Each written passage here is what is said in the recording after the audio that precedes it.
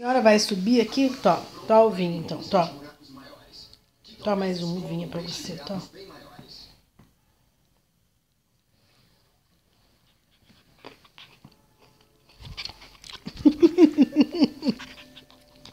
Aqui, ó.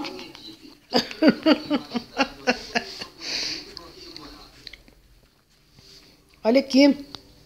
Olha aqui sua uva. Ó, ó. Ó, ó. Uou. Isso aí, caiu. Minha mão tava na sua perna. Ele correu da gente. Ele veio, ficou entre a Cristi e eu.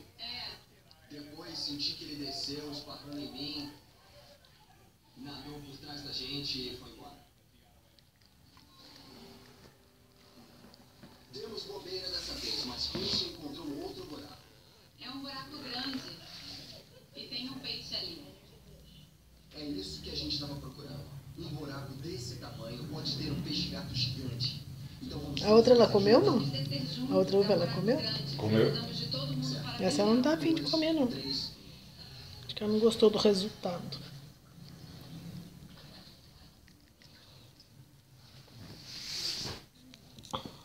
Droga, ela pegou ele.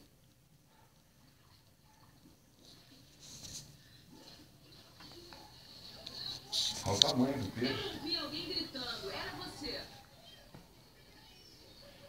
Nós pegamos ele.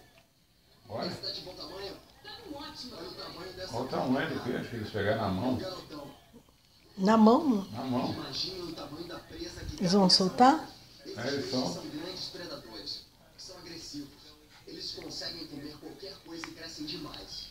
Com certeza esse peixe desbanca qualquer outro que seja menor que ele. O único peixe que pode... Onde você vai?